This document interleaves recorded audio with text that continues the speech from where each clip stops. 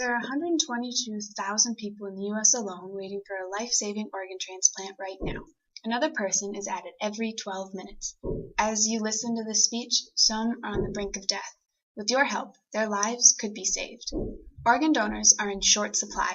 It's a scary process. No one really wants to lose an organ. They're there so you don't die, right? Well, there are two different types of organ donation. You can donate while you're alive, or you can donate after you are dead. I will discuss both ways later on. Organ donation is a process of giving an organ or a part of an organ for the purpose of transplantation into another person. It's a difficult process, but it can save lives and gives people hope. When someone gives an organ, they're showing an act of selflessness. People are not required to do it, but it can save someone's life. In order for a person to become an organ donor, their organ has to be able to have blood and oxygen flowing through it until it's placed into the new donor. Skilled doctors must act very quickly or they can lose those organs. There's a lot of risk. The organs don't always take or they go bad before they are used. There's a very small window for the switch to occur. You must have matching blood types and both the donor and the recipient must be healthy. Healthy organs are key. There are many different types of organs that can be transplanted. You can donate organs whether you are living or deceased. A deceased donor can give things like your kidneys, your pancreas, your liver, your lungs, your heart, or your intestinal organs. A living donor can give a kidney, or they can give part of the liver, intestinal organs, lungs, and pancreas. My grandmother donated a kidney. She saved one of her coworkers' lives. He is still grateful to her, and they now have a lifelong friendship. He never would have been able to meet his grandson, who was born 3 years later, if she had not donated her kidney. Sadly, 21 people still die a day in the U.S. from organ failure. However, each year, 30,000 people donate. There are around 79 lives saved each day due to their selfless acts. 90% of Americans know about organ donation, but only 86 know how to go about doing it. With this speech, I hope to help inform some of you.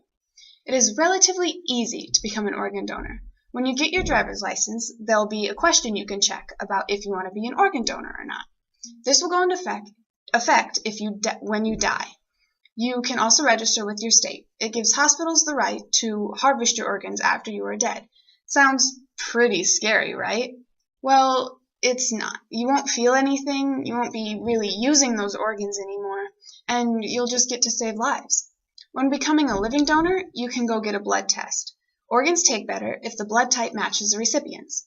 You can work directly with the person you wish to donate to, if it's a family or a friend, or if you want to donate to a stranger, you can contact a local center and they will help find a life you can potentially save. So, you may be asking yourself, how do people even get the organs when you donate them? Some people get cancer, or their organs fail, or they get holes in them, and sometimes your organs can just give out and become poisonous to your body.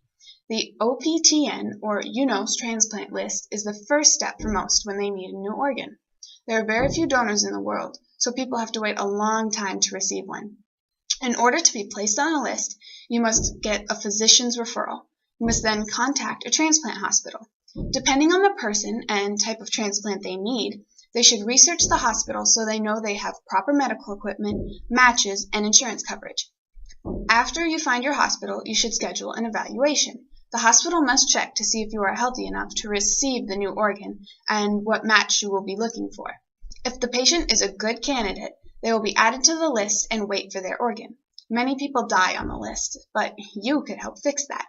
Some people are very hesitant when thinking about donating organs. Many people have questions and they want them answered. They just don't really know where to go. So I have some common questions and answers to help ease your mind.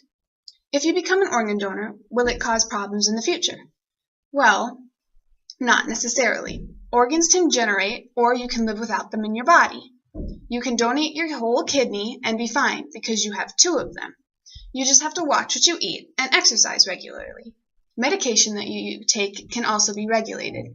My grandma cannot take ibuprofen because it'll upset her kidneys. If the doctors were to suspect any problems, they would not let you become an organ donor. Are people paid to be an organ donor? No, that's illegal. You can't pay people for body parts. However, you get a large boost of self-esteem, and you get to save a life. I think that's pretty rewarding within itself. Insurance will usually cover the operation and travel costs, so you don't really have to worry about it. Will organ donation mean you can't have an open casket? That's a big problem for many people, but you will still be able to have an open casket.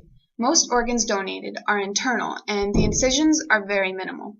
If you were to donate your eyes or skin, you might not want to have an open casket, but that's an option usually when you sign up.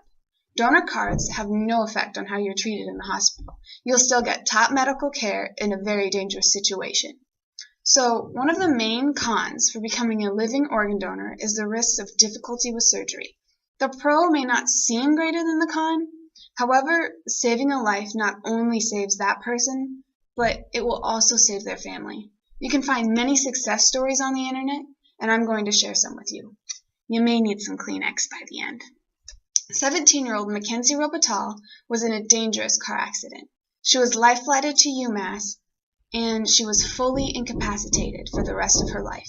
She could never walk, talk, or play soccer again. However, she would help other people live on when she couldn't. She donated her pancreas to 49-year-old Albert Galano. He said he hadn't felt healthy since he was 10 years old, and now he finally felt like he could live again.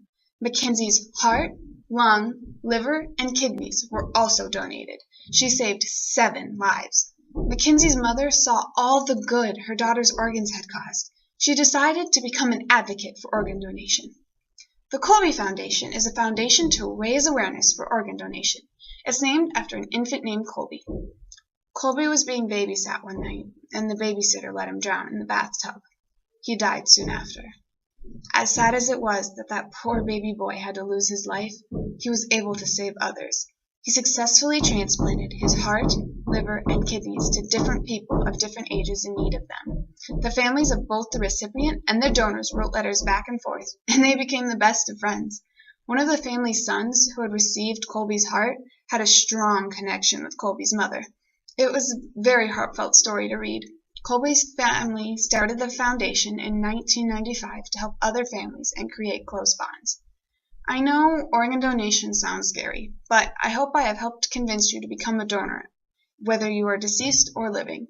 Living donation comes with a lot of risks, but you get the amazing feeling that you have saved lives. Nothing is more meaningful to family, friends, or even a stranger than saving their life. People have to struggle day in and day out, so I'm asking you, please,